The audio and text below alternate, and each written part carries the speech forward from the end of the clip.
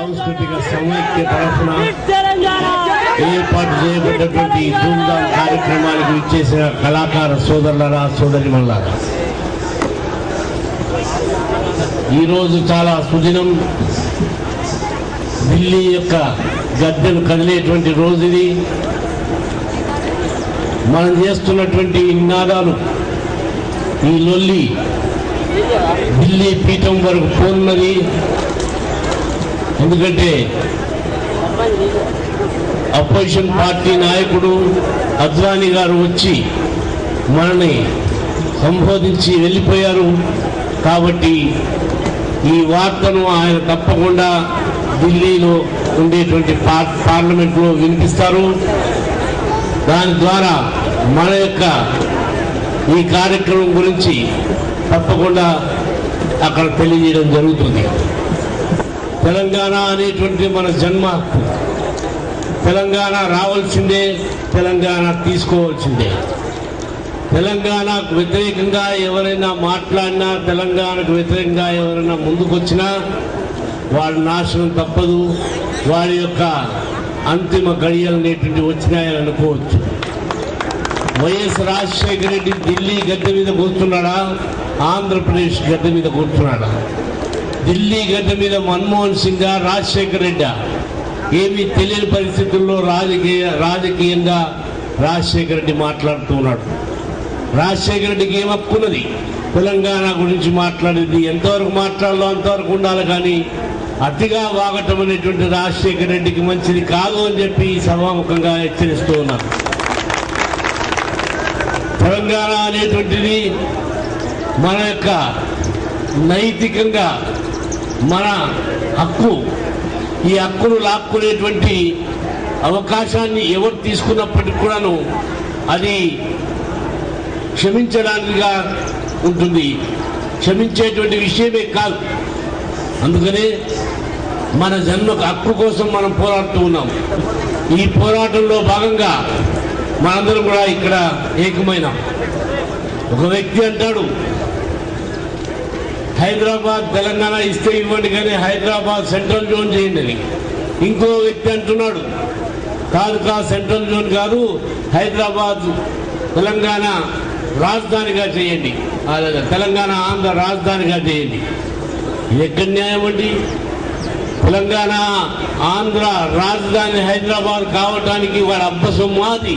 తెలంగాణ అనేటువంటి తెలంగాణ హైదరాబాద్ ఉండేటువంటి హైదరాబాద్ అనేటువంటి మన జన్మకు మన యొక్క పూర్వీకులు రచించినటువంటి హైదరాబాద్.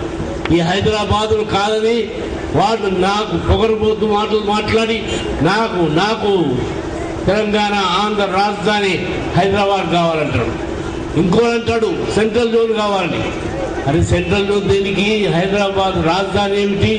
రాజధాని ఇప్పుడున్నది తెలంగాణ కోసం ఉండేటువంటి రాజధాని. దాన్ని ఎవరు కూడా కాదనడానికి వీల్లేదు. ఎవరన్నా అన్నాడంటే వాడు తల బద్దలవుతుంది, నాలుగు ఘోషిస్తామని చెప్పేసి హెచ్చరిక చేస్తున్నారు. ఈ విధంగా ప్రగల్భాలు పలికి, ఈ విధంగా అనేక విషయాలను మధ్యపెట్టి, అనేక మాటలు మాట్లాడి, అనేకమైనటువంటి విధంగా మనం గోల్మాల్ చేసేటువంటి ప్రయత్నాలు మన వాళ్ళు చేస్తున్నారు. ఈ ఆంధ్ర నాయకులు చేస్తున్నటువంటి కుట్రలో భాగంగా ఈ నడుస్తూ ఉన్నది. ఈ రోజున ఒక వ్యక్తి, ఆ వ్యక్తి అనేటువంటి దశ దిశ మన భవిష్యత్తును నిర్ణయించేటువంటి వ్యక్తి కాదు. ఎవరు దశ దిశ నిర్ణయించేది? తెలంగాణ ప్రజలు. తెలంగాణ ప్రజలు అనేటువంటిది అనుకుంటే ఏ దిశ పోవాలా, ఏ దశకు రావాలా, ఏ భవిష్యత్తు కోరుకోవాలా అనేటువంటి మనకు ఉండేటువంటి భవిష్యత్తు ఒకటే.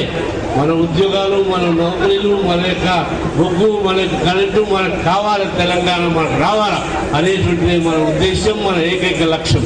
ఆ లక్ష్యం కోసం అంతిమ పోరాటానికైనా మనం సిద్ధం కావాలి. కానీ అందరము ఒకటైపోయి, అందరము ఒక నినాదంతో ఒక వేదిక మీదకి వచ్చి అందరం కూడా జై తెలంగాణ అంటే తప్ప తెలంగాణ అనేటువంటిది రాదు. తెలంగాణ ఈ 2009 ఎన్నికల లోపల వచ్చే అవకాశాలు ఉన్నాయి. ఆ అవకాశాలను కాదనడానికి వీలు లేదు. తెలంగాణ కోసం ఆలోచన సీరియస్ గా చేస్తోంది కేంద్ర ప్రభుత్వం.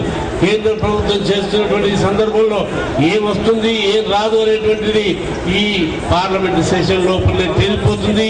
ఈ పార్లమెంట్ సెషన్ లోనే మనం తెలుసుకోబోతున్నాం. ఈ పార్లమెంట్ సెషన్ లో తెలిసిన తర్వాత మళ్ళీ మన యొక్క కర్తవ్యం ఏమిటి అనేటువంటిది మనం ఆలోచించుకోవాల్సినటువంటి అవసరం ఎంతైనా ఉన్నది. మన కర్తవ్యాన్ని మర్చిపోరాదు, మనం మన యొక్క నినాదాన్ని మర్చిపోరాదు, మనం మన యొక్క భవిష్యత్తు గురించి ఆలోచిస్తూనే ఉండాలా. భవిష్యత్తును ఏర్పాటు చేసుకునేటువంటి దిశగానే మనం ప్రయాణం చేయాలి. కానీ భవిష్యత్తును మర్చి భవిష్యత్తును కాదని తెలంగాణ అనేటువంటి మర్చిపోయి తెలంగాణ అనేటువంటి పక్కన పెట్టేస్తే మన పుట్టగతులు ఉన్నాయి. మనకే కాదు, ఈ తెలంగాణను వ్యతిరేకించేటువంటి వ్యక్తులు ఎవరైతే శక్తులు ఉన్నారో వాళ్ళెవరికి కూడా పుట్టగతులు ఉన్నాయని చెప్పేసి ఈ సభాముఖంగా హెచ్చరిక చేస్తూ ఉన్నారు. రేపు 2009 లోపల తెలంగాణ రాకపోయినట్లయితే 2009లో కాంగ్రెస్ పార్టీకి పుట్టగతులు అనేటువంటి ఉండవనేటువంటిది తెలుసుకోవాల్సినటువంటి అవసరం ఉన్నది. కాంగ్రెస్ పార్టీని సమాధి కడతారు, గోరీ కడతారు తెలంగాణలో అనేటువంటి విషయాన్ని మర్చిపోకుండా మన నినాదాన్ని కంటిన్యూ చేయాల్సినటువంటి అవసరం ఉన్నది. ఈ పోరాటం నిరంతరంగా కొనసాగేటువంటిది. 60 సంవత్సరాల మట్టుగా పోరాడుతూ ఉన్నాం. 1969లో నేను కూడా పార్టిసిపేట్ చేశాను ఉద్యమంలో. అప్పుడు స్టూడెంట్ గా ఉన్నాను. ఆ రోజున నేను కూడా దెబ్బలు తిన్నాను, లాఠీలు తిన్నాను, అన్నీ అయినాయి, జైల్లో పాలైనాం. అయినా కూడా తెలంగాణ రాలేదు. తెలంగాణను విడిచిపెట్టి మనం పోలేదు. ఎక్కడ కూడా తెలంగాణ కోసమే పాటుపడుతున్నాం, తెలంగాణ కోసమే పోరాడుతున్నాం. ఇంకా 50-60 సంవత్సరాలుగా పోరాడుతున్నాం. ఇంకో 5 సంవత్సరాలు పోరాడడం ఒకవేళ రాకపోయేటట్టే ఆ విధంగా చూద్దాం. కానీ ఈ పోరాటం అనేటువంటి ఆగేటువంటి కాదు. 2009 లోపల తెలంగాణ రావటం అనేది ఖాయమని నాకు అనిపిస్తుంది. ఒకవేళ 2009లో రాకపోయినట్టయితే ఇక ఢిల్లీలో కాంగ్రెస్ పార్టీ రాజ్యం రాదు, అక్కడ హైదరాబాద్ లో కాంగ్రెస్ పార్టీ సమాధి కట్టబడుతుంది. ఈ 2 చోట్ల కూడా కాంగ్రెస్ పార్టీ అంతిమ దశలో ఉన్నది అనేటువంటిది మీ వివాదమైనటువంటి అంశం. ఈ అంశాన్ని ఎవరు కాదని లేరు. అందుకనే సోదరులారా, సోదరిమణులారా, మనమందరం కూడా కలిసికట్టుగా ఈ పోరాటాన్ని ముందుకు తీసుకుపోవాలా. ఈ పోరాటంలో మనం ఏమాత్రం కూడా వెనుకంగా వేయకూడదు, మనం వెనక్కి వెనుక పోకూడదు. మనందరం కూడా ముందడిగి వేసి ముందు తెలంగాణ అనేది సాధించే దిశలోనే మనం ప్రయత్నం చేస్తూ ఉండాలనేటువంటిది మీ అందరితో కోరుతూ నాకు ఇచ్చిన అవకాశానికి హృదయపూర్వక ధన్యవాదాలు తెలియజేస్తున్నాను.